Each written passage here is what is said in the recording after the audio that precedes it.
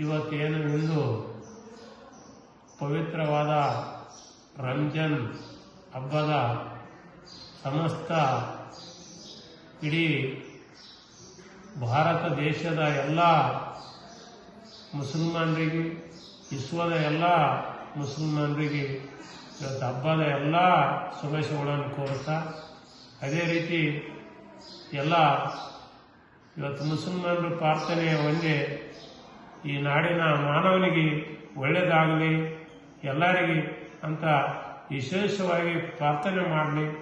ಹಬ್ಬ ಎಲ್ಲರಿಗೆ ಮುಂದಿನ ದಿನಗಳಲ್ಲಿ ಬರ್ದಾಟಿಗೆ ಯಾವುದೇ ಈ ಯುದ್ಧಗಳು ನಿಂದಿರಲಿ, ಮತ್ತೆ ಎಲ್ಲ ನಾಡಿನ ಜನತೆಗೆ ಒಳ್ಳೆಯದಾಗಲಿ.